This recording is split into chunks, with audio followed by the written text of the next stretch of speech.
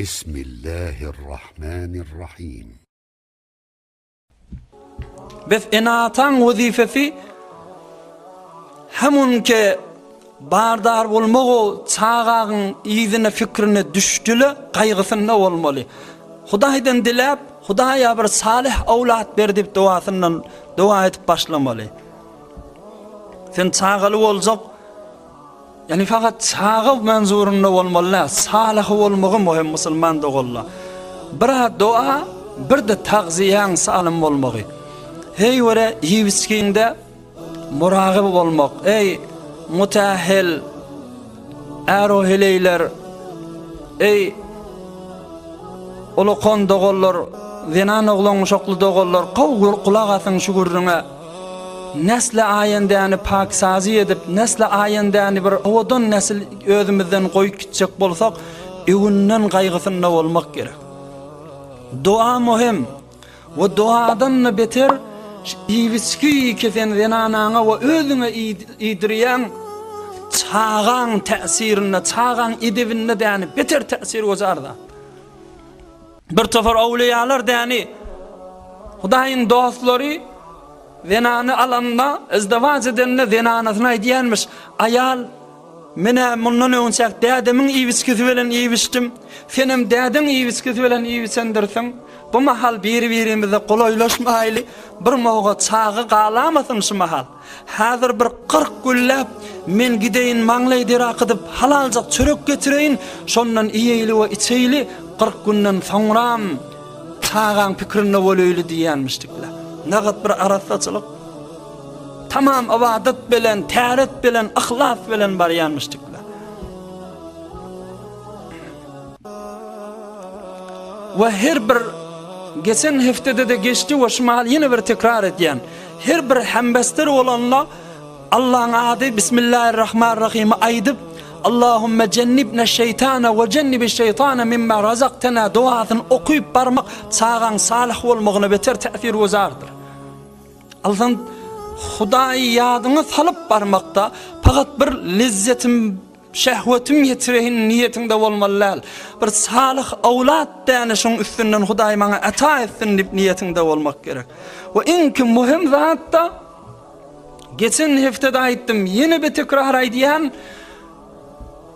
hele niçe muhabbet bilen, niçe işqo alagy bilen hembester bolsalar, çağı däni tekamüle yetmede, çağan zihni zekawaty däni gowulup işlemede, cismu jany, ruhu rawany şat bolmada beter täsir gojarda. Yani eger hele hemmester bolup, hemhap bolanlar, eger bir-birinden narahat bolsalar, ököküne de bolsalar, eger däni bir-birinden korkuda bolup ýöne bet naçar işe barýan bolsalar, hatmen bil çağa galdy, çağysynda bir kemçilik bolýar. Ruh rawanyna kemçilik bolýar. Peýgamberimiz aýtdy: "La yajlid ahadukum imra'atahu jaldal 'abd, thumma la'allahu yujami'uha min akhir al-yawm." Muttafaqun alayh. Hiç biriňiz etmäňiz diýdi. Günnüýdüň güni zinanasyny däni kul tembih edişi ýalaga dip tenbih edýär. Gurya ýençiye. O gijede şo bilen hemmester boljak. Zinanasynyň ýüreginde ýok, hoşlugy ýok. Işqy muhabbeti ýok. Ýöne zor be zor däni nahudaka islemeýän halatda barmaly. Şeysin çağı kembudy, muhabbet kembudy rawany her bir kemçilikden çağan wujuduna döremäne durýan musulmanlyk bolla. Yani zinanaňy bir ýöne kul ýenjen ýanaga dip, bir muhut tavan ýalaga dip, işim ýok. Hebe her delil wurup ýenjip ýene-de yani bidun muhabbet, işq alaga bolmaýyn yaşamak çağalaňa bidirek menfi eserle goýýan musulmanlyk bolla. Ýöne jedel bilen fark etmeýär, hala erkek hele ýa hele erkege jedel bilen muhabbet ýok, hemişe dawa, hemişe wurş, we şo bilen oglan galsa bidirek halatda oglan bolar dipdir. We ýene-de çağan salih bolmagyna, salim bolmagyna edilmeli iş garyndyk wagty hembesler bolmasızlyk, giýjäň ahyryny daň wagty bolmaklygy tejrübe bilen ulamalar şunu yetipdirler, şu giýjen ahyryny çağa galsa beter bir zihnide zakawati, zirinligi, akly huşy zaýynda bolup bir beter bir pornaşat, bir güýçli daýaw jesmi janly oglan hem awadalygyna hem zihniýetine gowçaga dünýä gelýärdir. Wa beter de salih bolmagyna eneň ataň şol eneň hassa gowresini çağa ba wagtynda dili duada bolmak, ýüregi bilen Allahyň zikrinde bolmak, Qur'any zol kulak asyp durmak, bidirek aýdym sazlardan öýünni aýtdyrmasynlyk çağa beter täsiraty kännaşylatlar. Şu moratda birje däne gurrun aýdyn, o ýydyna geçeýin. Merhum magfur bolup geçen Arif we alim bolan Molla Hoca Nazar Mahzuni rahmetullahi aleyh. Bir yaxşı zada, yaxşı bolup geçen adam bilen birisi ollaý diýänmiş. Kulak asyň ey eneler we atalar.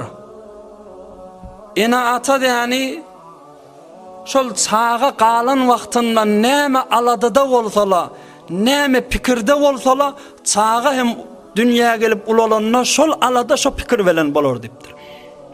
Ene we ata diýeni ýaşaýyşyny din, diýanat, kaýgysy, kıyamat, Hudaýyň işqi, muhabbeti, gowzatlar pikirinde bolup şo zamanla çağa galsa, çağa hem şo bolar diýipdir. Amma eger däni bidireklikde, wuruşda, dawada bir ýöne kellesi däni haram, günä bir bidirek zatlarda bolsa, çağa dünýäge gelip ulalanyna o da şo bolar diýipdir. Biz çağany dünýäge getirmäň üstünde gowy pikirlenjeýin musulmanlar bolmaly. برای مشاهده ویدیوهای بیشتر به کانال یوتیوب سخنرانی های علماء ترکمن سر بزنید، مشترک بشید و منتشر کنید، اجر ببرید.